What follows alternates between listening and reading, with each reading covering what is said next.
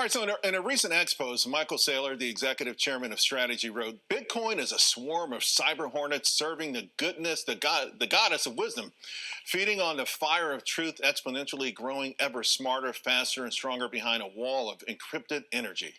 Joining me now, Strategy Executive Chairman Michael Saylor. So, Michael, I had to go. I went on AI to ask if hornets are indeed good, and the answer was yes.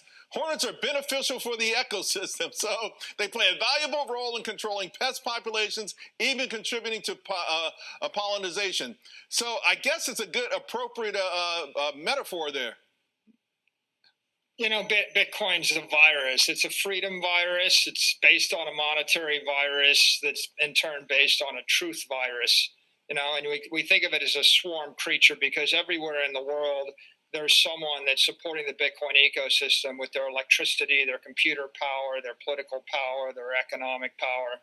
And it's about as unstoppable as a swarm of hornets are unstoppable. You can't shoot a bullet through it. You know, it's spreading all throughout the world, and it just keeps getting stronger day by day, week by week, month by month. This is something you told us was going to happen for the last few years. Now I gotta ask you though about the Bitcoin yield. I saw on your website 4.4% Bitcoin yield this quarter, 25% year to date. Those sound like very lofty numbers, but what does it even mean to folks out there?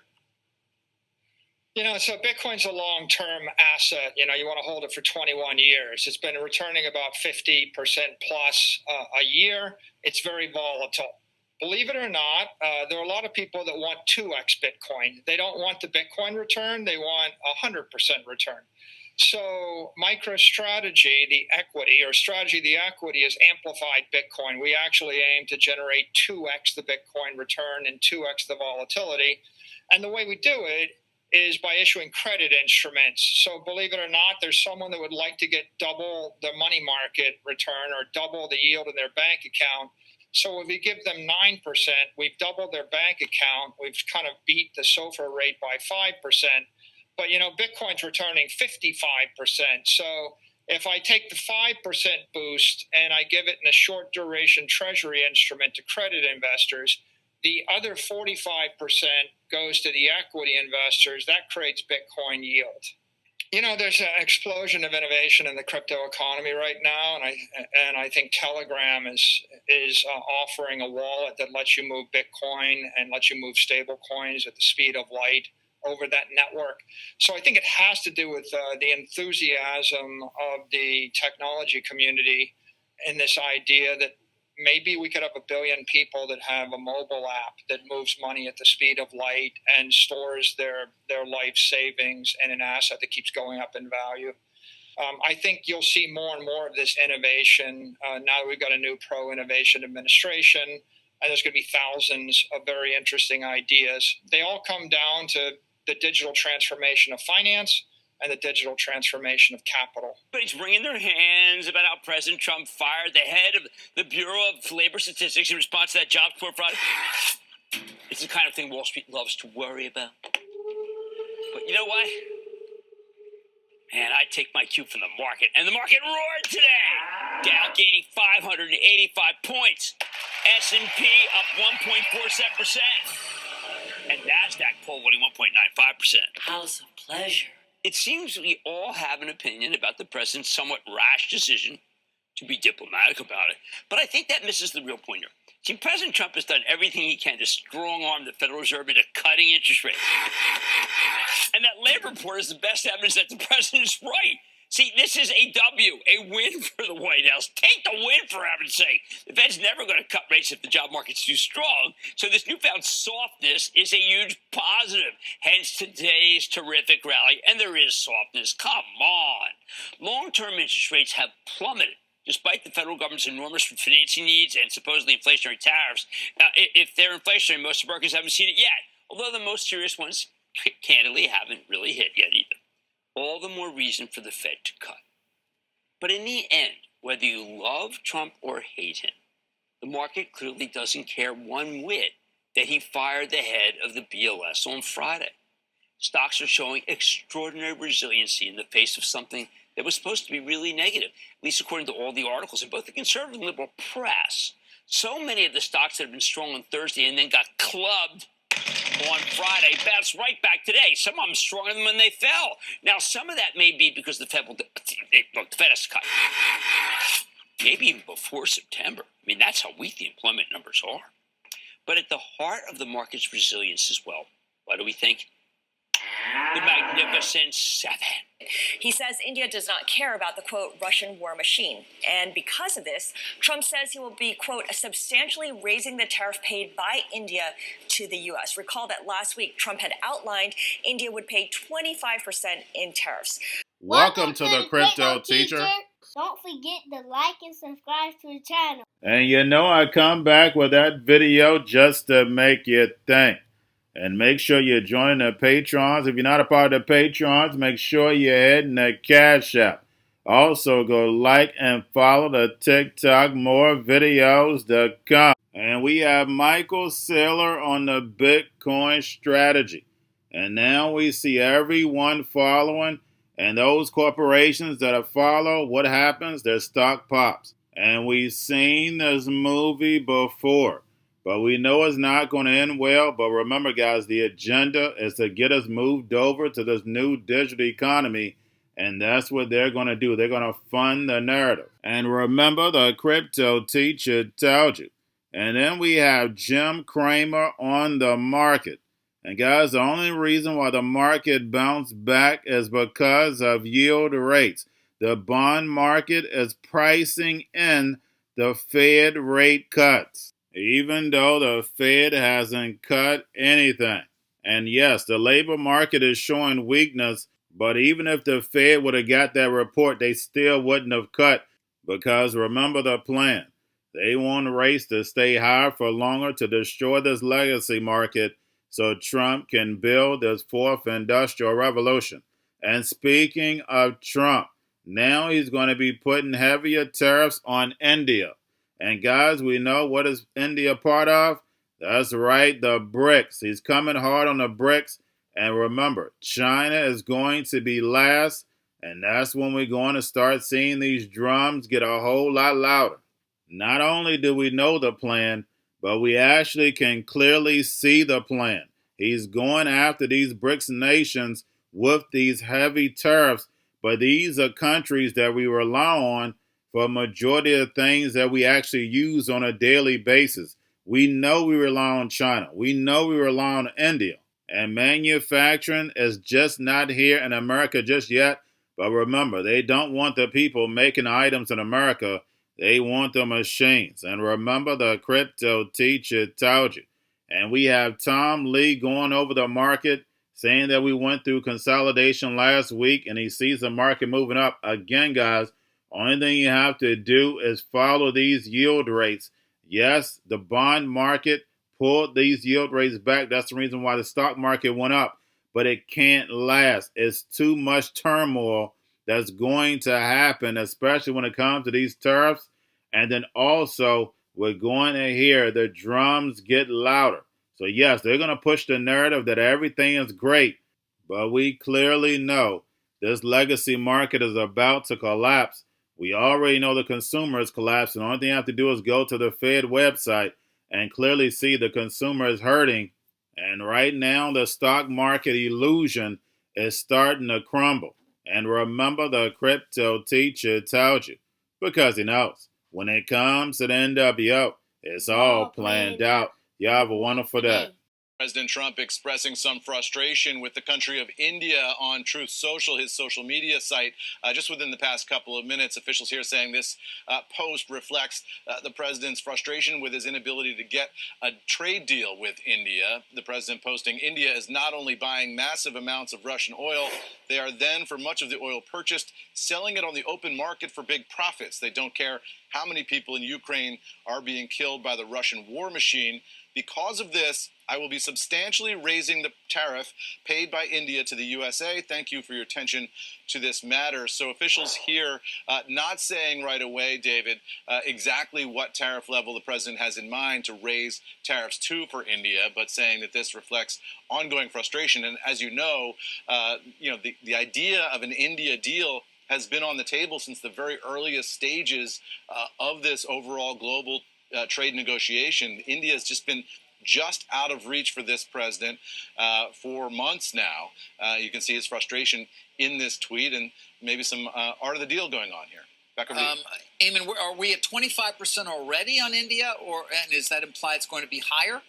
Yeah, I mean, it implies it's going to be higher. And then the question is how much higher? And I just asked officials there. They don't have any information yet on what tariff level the president's contemplating. Maybe that's a decision he hasn't made yet, exactly how high to go. You're either bearish or bullish case. I assume it's still somewhat bullish, but okay, the economy looks like it may actually be slowing a little bit. Last week, the markets definitely retrenched. You've been solidly bullish since, Liberation Day. But last week was a setback, and August is not always a great month. You think we get a little bit of choppiness here? Are you still bullish? Well, last week was definitely consolidation because we had 5 days where the market opened higher and closed lower. Really? And they call that bearish engulfing. It makes sense because we're consolidating that 28% gain from the April lows. And on the job stuff, I think it's just the data's catching up to what we already know. The labor market's been soft, right? So it's, I think, a positive setup because now the Fed has more ammunition to make a dovish pivot in the fall. And it's not too late because we know the thing that they're going to stimulate is the housing market. And you had a couple guests earlier talking about that. And so that is what strengthens the economy in 2026. So I think it's quite a positive setup. We're just consolidating and then we make a bigger move higher. With Jay in the markets, a 25 basis point drop in 2-year yields, over a 20 basis point drop in 10-year yields. Look at the 2-day chart, but yet look at the right side. We are hovering very close to unchanged. 2-year is mostly unchanged, and the 10s are down a basis point and a half or so. I respectfully disagree with Mohammed because if there was an issue that was serious, that was sparked by the big, huge revision we had on Friday or the firing of a BLS person, we would see much more volatility. And if there was the notion that we have to now be suspect of every data point, what about inflation data points? The markets will let you know. Markets are pretty grown up about it. They understand this president. They understand hyperbole. They understood that there was a political rationale not to like tariffs. They saw through it. They continue to see through a lot of the issues that are very interesting and in the news. But maybe pointing out that Friday should have a negative residual effect is every bit as political as what the president did. And as you look at the longer term charts, we're hovering at the lowest yield closes basically since early April, and something else big's going on. Our yields are the closest they've been with European bond yields since the beginning of April. That's something to pay close attention to. John, Courtney. Going to a different economy, and we're going to be learning more about that as we go, but clearly we're learning that things can be done from remote locations. We're learning that technology can replace people even more than we thought. We're not going back to the same economy. We're recovering, but to a different economy, and it'll be one that is more leveraged to technology. And I worry that is going to make it even more difficult than it was for many workers. In Silicon Valley, and my friends who work in technology know that what we did to the manufacturing workers, we are now going to do to the retail workers, the call center workers, the fast food workers, the truck drivers, and then even bookkeepers, accountants, insurance agents, lawyers, and on through the economy. So what happened to the manufacturing workers is a very clear sign. And so we'll import Chinese-based CBDC technology. So it's going to be CBDC in a box provided to you by the People's Bank of China. But every stock, every bond, every currency, every commodity, every piece of art, every private business, every piece of real estate will eventually be a token on a blockchain, an entry on a ledger, permanent and immutable. We will have truth instead of trust, and we will save over $7 trillion a year. 6 to 8% of global GDP is wasted by the friction of the trust industry that's necessary when you have dual entry accounting. With triple entry accounting, which is what a blockchain is, we get rid of all of that friction. It's a beautiful future. Like what you see in China and their social credit scoring systems, right? If we get identity wrong, it could be a tool to enslave humanity. And if we get it right, it could be a tool to liberate humanity. And as an American, I'm obviously rooting for the one that's on the side of freedom. Bitcoin is an international asset.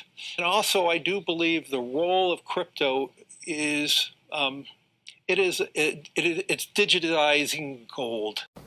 I actually believe this technology is going to be very important. Look at it. We have been part of the huge revolution in investing through ETFs. We believe that ETFs will be changing the whole way we invest.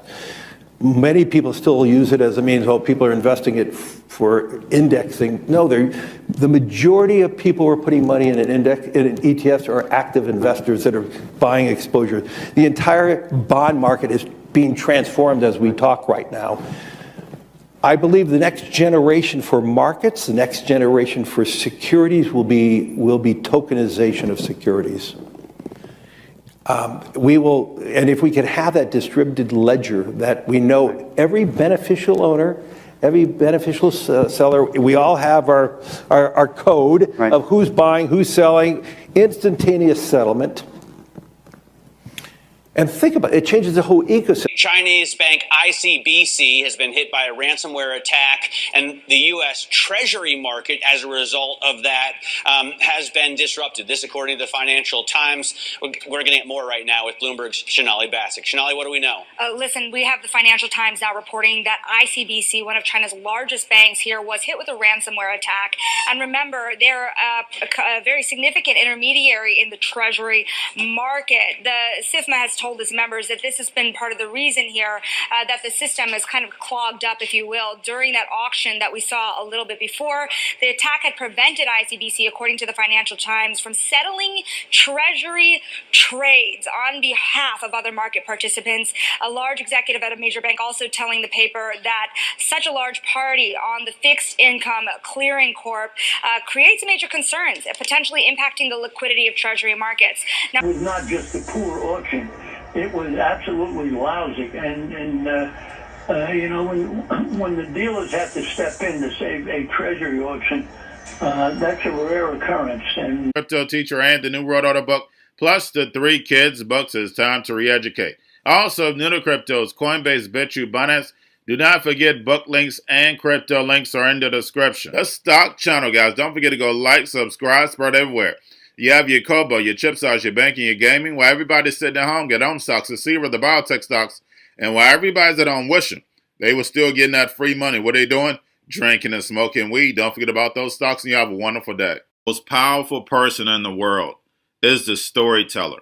The storyteller sets the vision, values, and agenda of an entire generation to come. Steve Jobs. And guys, you know I truly believe in this. When you look at the New World Order, they're the storytellers. And that's the reason why I wrote my New World Order book. But guys, now it's time to change the current generation. And I wrote 3 kids books. You know I love the Trinity because I understand the power that's in it. So I have 3 books. We have an opportunity to change the generation, to educate, not just me, but I want to show you that I take action on a daily basis. And I want you to take action on a daily basis. Whether it's your job, whether it's in your community, we have an opportunity right now to educate the masses. I posted this on my Twitter account. Please share, but this is a short clip of the 3 books. There's going to be a clothing line and action figures. Please get these books for your kids, nephews, cousins, friends, so therefore we can start the re-education now. Because as we see, the 4th Industrial Revolution foundation is definitely here. Robots, algorithms, drones, taking humanity out the picture. We have to re-educate. But let's get into the video. Part 1. King Joshua and Grandma Tam save the village. Part 2. King Joshua and Grandma Tam save New York from COVID 33. Part 3. King Joshua and Grandma Tam goes to China. It's mandatory to get part 1, part 2, and part 3 of this series. It's time to re-educate Generation Z.